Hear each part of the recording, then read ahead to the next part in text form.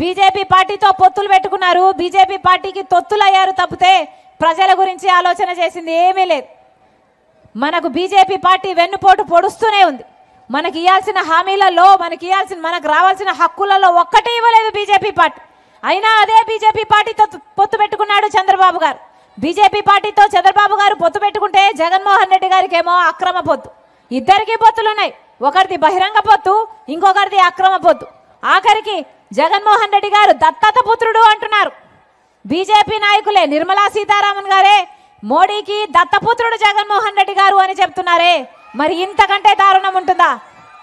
రాజశేఖర రెడ్డి గారి వారసుడు జగన్మోహన్ రెడ్డి గారు రాజశేఖర రెడ్డి గారి కొడుకు అనుకొని, వారసుడు అనుకొని ఓట్లేస్తే ఈరోజు రాజశేఖర రెడ్డి గారి వారసుడుగా మిగిలారా, లేకపోతే మోడీ దత్తపుత్రుడుగా మిగిలాడా?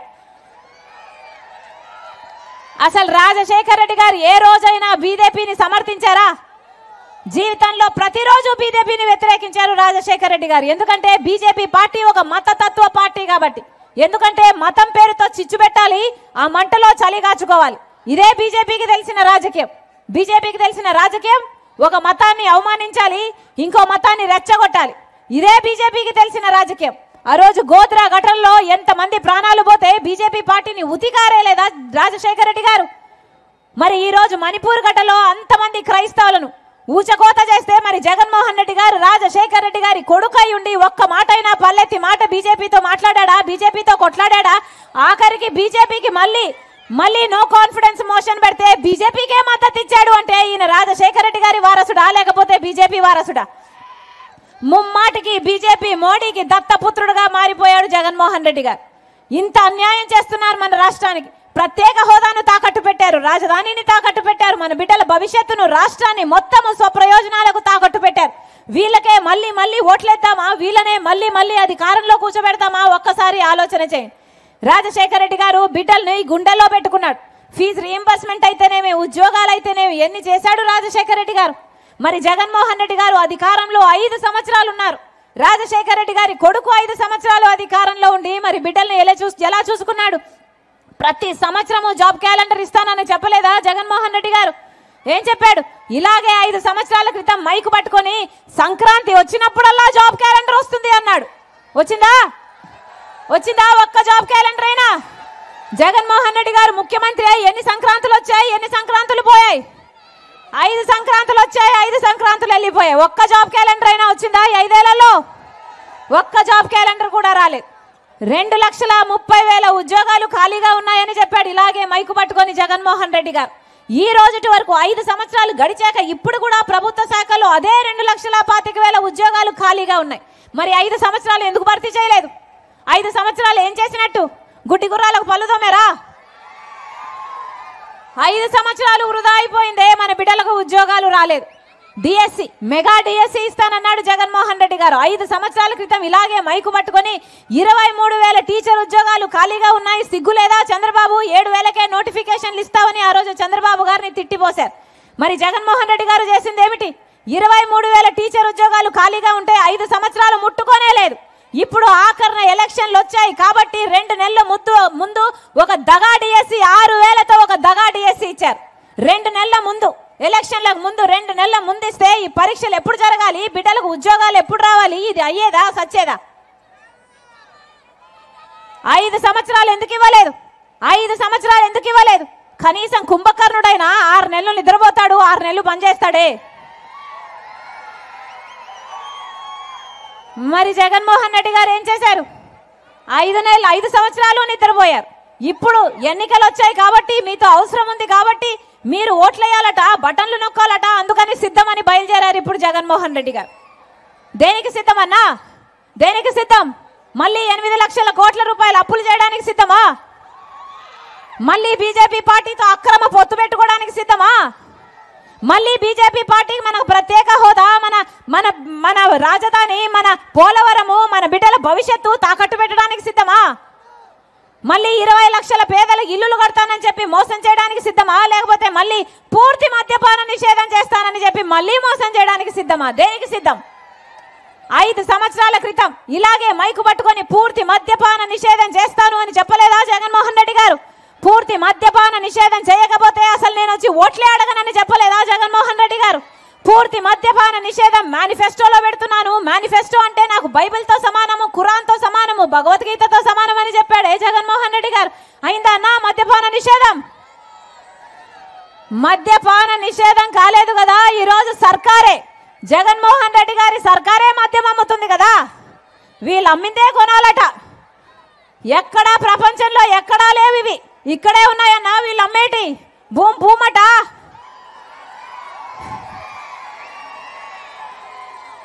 భూమట, స్పెషల్ స్టేటస్ అట, క్యాపిటల్ అట, డిఎస్సి అట. అయ్యా జగన్మోహన్ రెడ్డి గారు వాగ్దానాలన్నీ ఎక్కడ నిలబెట్టుకున్నారయ్యా అంటే అదిగో మద్యం షాపులు అన్ని నిలబెట్టుకున్నారు అన్నట్టుగా ఉంది. వీళ్ళు అమ్మిందే కొనాలి, వీళ్ళకి ఎంత కమ్ముతే అంతకే కొనాలి. అది కూడా డిజిటల్ పేమెంట్స్ లేవు, ఓన్లీ క్యాష్ అట. అంటే ఎంత అమ్ముతున్నారు? సేల్స్ ట్యాక్స్ ఎంత, స్టేట్ ట్యాక్స్ ఎంత, సెంట్రల్ ట్యాక్స్ ఎంత, ఎక్సైజ్ ట్యాక్స్ ఎంత?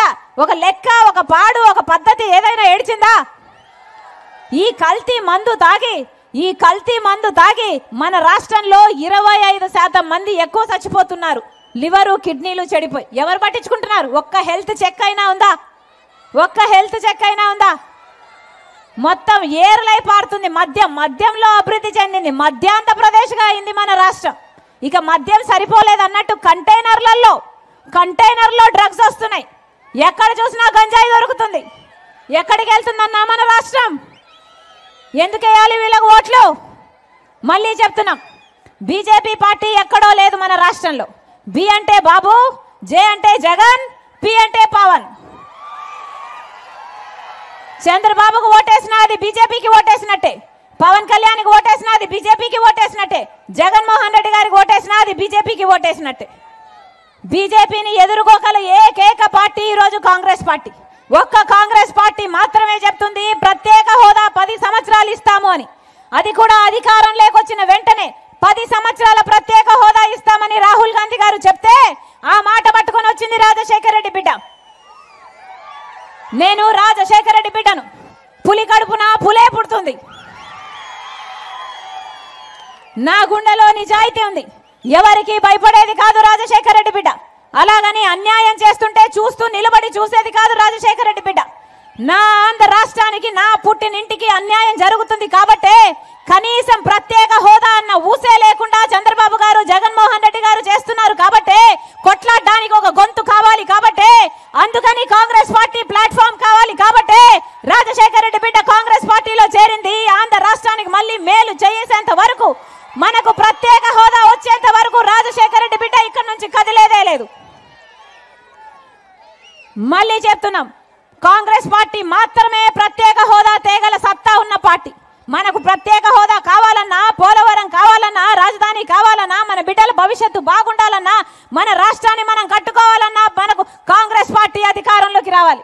మాటిచ్చి చెప్తున్నాం, కాంగ్రెస్ పార్టీ అధికారంలోకి వచ్చినాక రైతులకు 2 లక్షల వరకు రుణమాఫీ చేస్తుంది కాంగ్రెస్ పార్టీ.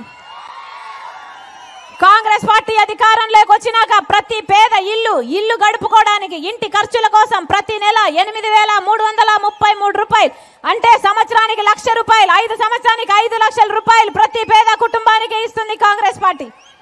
ఎలాగైతే రాజశేఖర రెడ్డి గారు ఇందిరమ్మ ఇల్లులు 40 లక్షలు కట్టాడు, మళ్ళీ అలాంటి ఇందిరమ్మ ఇల్లులు రాజశేఖర రెడ్డి బిడ్డ చెప్తుంది ఇల్లు లేని ప్రతి పేద కుటుంబానికి 5 లక్షలు పెట్టి పక్కా ఇల్లు కడుతుంది కాంగ్రెస్ పార్టీ. మన బిడ్డలకు ఉద్యోగాలు రావాలన్నా, పెన్షన్లు 4,000 కావాలన్నా, వికలాంగుల పెన్షన్లు 6,000 కావాలన్నా కాంగ్రెస్ పార్టీ అధికారంలోకి రావాలి. మనస్ఫూర్తిగా ఆశీర్వదించండి ఎమ్మెల్యే క్యాండిడేట్లు.